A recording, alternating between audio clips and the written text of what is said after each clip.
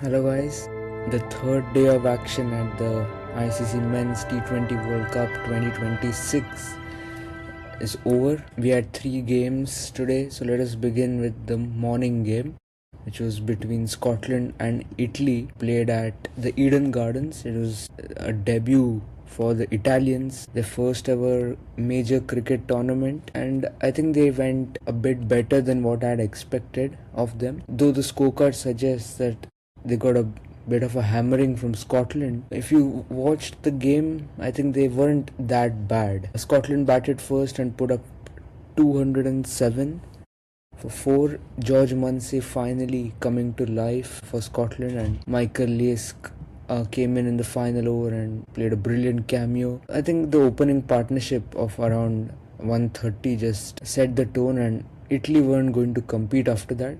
It was just about how they play. And when they came out to bat, I think it didn't begin really well. They lost a wicket of the very first ball, and then somehow JJ Smarts was a bit impressive, but I really liked the way the Manenti brothers batted. We've seen both of them at the Big Bash, which is really good for them.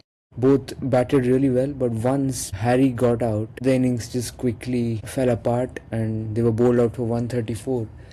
Scotland did boost the net run rate a bit, though they lost the game that they really had to win, which was against West Indies. But a big blow for Italy is that they lost their captain. I think in the power play itself, while diving, he dived onto a practice pitch and dislocated his shoulder, I believe. So he's out, and Scotland, a lot of positives for them. It'll be interesting to see how they go from here. Then you had the game in the afternoon, which was between Oman and Zimbabwe. It wasn't all that impressive from a cricketing standpoint. Oman batted first and scored 103. They were kind of bogged down very early by the tall Zimbabwean pacers. I hadn't expected the pitch to play this way, but it kind of played into the hands of Zimbabwe. The tall pacers really dented Oman. I think 9 wickets out of the 10 were picked by the pacers, Ngrava, Muzarbani and Brad Evans. For Oman, I think they were at one stage 27 for 5 and just couldn't really come back in the game from there. And Zimbabwe quite easily chased down the target in less than 14 overs. Brian Bennett, we did talk about him on our podcast. He scored a brilliant 48, not out, led the team saw it through. And Oman, I think this was one of the easier games compared to the rest in this group, and the way they were outplayed, I honestly feel in the power rankings of this tournament right now, Oman might be at the 20th spot. Then you move on to the third game of the day, which was South Africa taking on Canada in Ahmedabad. It looked pretty empty, but as you know, it's a characteristic of the venue. Around maybe 15,000 people were there at the venue, but in a 132k seater. South Africa batted first, put up 213 on the board, and I felt at times they were a bit conservative and still ended up with that score, which is quite a danger sign. I just felt they didn't want to embarrass Canada, and they played a brand of cricket a couple of notches below their usual way, I believe. Ansh Patel of Canada impressed a lot. He dropped a catch early on, but then more than made up for it with a spell of 3 for 31.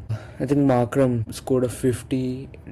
Deacock struggled a bit. Rickleton, David Miller and Tristan Stubbs, all of them got in. So batting looks very good for South Africa. And when they came out to bowl, I was really intrigued by Canada's approach, because all of them tried to play their shots and got out. To be very honest, all of them looked really stylish while they were there, but they couldn't really carry on for too long. Harsh Thakur, Navneet Dhaliwal, the top scorers. I would say Canada, the batters have got a lot of potential. They need to work a bit on their temperament. Lungi Ngidi picked up 4 wickets, but you can't really talk much about that because of the opposition. South Africa are in a good spot, and it'll be interesting to see how they play in the rest of the tournament. They've got 4 games in Ahmedabad.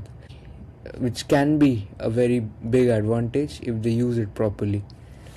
So talking about the three games coming up tomorrow, you've got Namibia taking on Netherlands in Delhi in the morning. That will be a very interesting game because for me both the teams are quite similarly stacked. I believe Namibia have a real shot at this, and Netherlands would potentially be knocked out of the tournament if they lose tomorrow or today.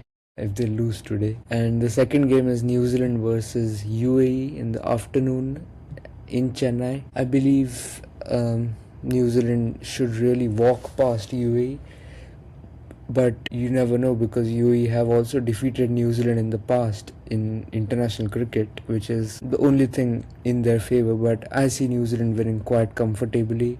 And then the game in the night is going to be the marquee clash for tomorrow. Pakistan take on the United States in Colombo. Knowing the past history of these two sides, I can't really say much about the result, but I know one thing for sure: Pakistan are a much better unit than they were 2 years back when they lost to USA, and the conditions as well favor Pakistan a lot more than USA. So if my consciousness had to tell me anything, it would be that Pakistan will win tomorrow, but this is World Cup cricket and there's a different pressure, so we'll get to know tomorrow. Until then, this is Ved signing off.